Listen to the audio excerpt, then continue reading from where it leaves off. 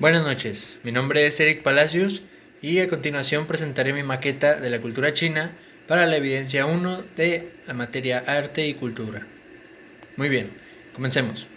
Lo primero a destacar de China es que durante la Edad de Piedra, es decir, el Neolítico, utilizó recurrentemente el jade, un material resistente el cual tenía un llamativo color verde. Aquí podemos ver una pequeña representación.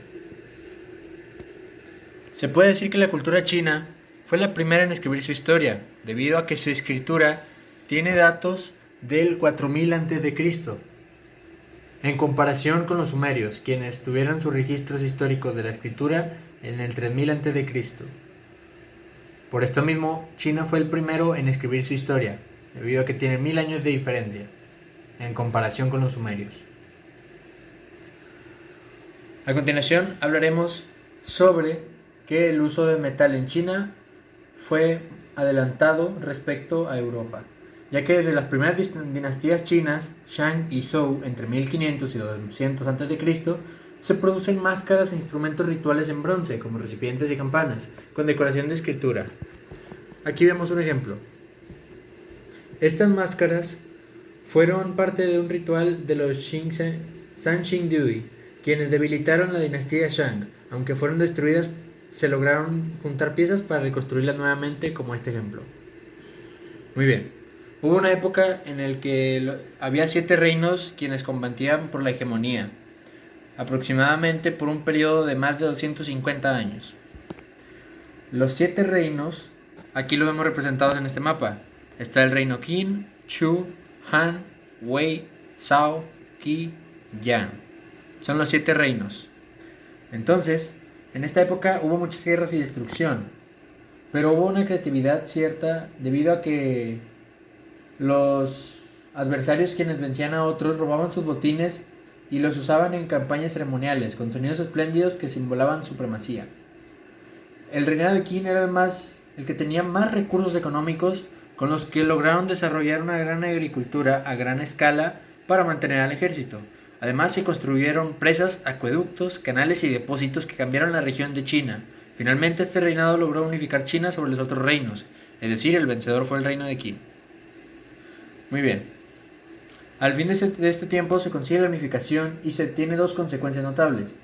Por un lado, se procura demarcar la unidad mediante la muy reconocida internacionalmente muralla china, que fue mandada a construir por el emperador Qin, protegiendo y aislando la región.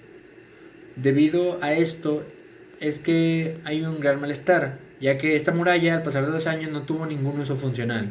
Al contrario, la población se mantenía alejada de ella y con el tiempo sirvió de fuente para construir otras aldeas y pueblos cercanos, lo que contribuyó a que se deteriorara y, después de la destrucción de gran parte de ella, actualmente solo se cuenta con unos metros de construcción como atractivo turístico internacional. Por otro lado, se desata una etapa de rivalidad por la soberanía del reino, de modo que una de las funciones principales del arte pasa a ser la ostentación del poder mediante obras capaces de producir temor y respeto. A continuación hablaremos de los guerreros de terracota, que eran un conjunto de más de 8000 figuras de guerreros y sus caballos hechos de terracota tamaño real, y además estaban equipados con armaduras y elementos rituales también de terracota, de ahí el nombre de estas esculturas. Estos fueron enterrados cerca de Xi'an, a metros de la tumba del emperador Qin, aproximadamente en el año 210 a.C. Se cree que el emperador quería seguir teniendo sus tropas bajo su mando, por eso mandó a construirlos y enterrarlos. Cada uno de estos soldados tenía rasgos diferentes. Unos tenían bigote, otros son de etnias diferentes, unos son jóvenes y otros viejos, lo que hace pensar que todos fueron creados por separado. A su vez, las manos y cabezas eran moldeadas aparte para luego pegarlas al cuerpo. Estos guerreros fueron descubiertos de manera accidental en el año 1974, mostrándose al público en 1979, tras construir toda una estructura para su exposición.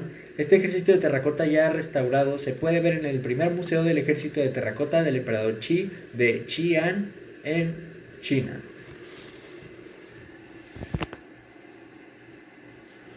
Algunas de las aportaciones del imperio chino que se conservan en la cultura hasta la actualidad son inventos como la brújula, la cual en un inicio era un trozo de bambú con un material imantado que flotaba sobre un recipiente con agua. El papel, fabricado a base de residuos de seda, paja de arroz y cáñamo. El primer sistema para imprimir tinta sobre el papel, lo cual representó los primeros indicios de la imprenta. La pólvora. Aquí vemos una pequeña representación en plastilina también de la pólvora. Así era su apariencia al principio, la cual era una mezcla de azufre, salitre y carbón vegetal que creó los primeros fuegos artificiales. Además de la ya mencionada muy antigua escritura pictográfica, la cual desarrollaron antes que los sumerios mencionado anteriormente. Y además, algo muy importante también era la seda, con la que elaboraban telas suaves, livianas y delicadas. Esta seda tenía un valor mágico, ya que los chinos mantenían en secreto cómo la elaboraban. Esto creó la llamada ruta de la seda en Asia Central y Europa, la cual vendían a precio de oro. La seda generó gran abundancia en China y abrió relaciones comerciales desde el siglo III a.C. hasta el siglo IX a.C. Aquí podemos ver la ruta de la seda. Podemos ver que traspasa desde Europa, más o menos por Grecia, después pasa por el mar Mediterráneo, aproximadamente desembarca en Jerusalén, más o menos, pasa por el antiguo Mesopotamia, más que nada Arabia, por estos son rumbos, pasa por aquí, por el Imperio Persa, después sube montañas, tal, hasta llegar hasta China, en donde estaban antiguamente ubicada al principio. Aquí lo vemos, el final de la ruta. Muy bien, a continuación menciono los materiales utilizados, los cuales son plastilina, los cuales podemos ver en representaciones que hice manualmente, como en apoyos de las diferentes imágenes. También madera, la cual se utilizó para soportar igualmente las imágenes. Aquí podemos ver un palito de madera. Ahí van dos materiales, es el segundo. El tercer material fue el papel, el cual representa las imágenes que podemos ver aquí, en las distintas representaciones de esta maqueta. Ese es el tercero. El cuarto es un marcador color negro. Aquí vemos la tinta marcada para señalar las distintas aportaciones.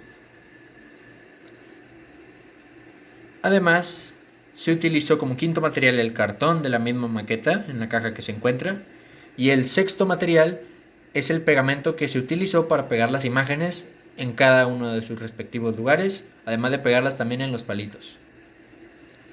Muy bien, así que aquí tenemos mi maqueta completa.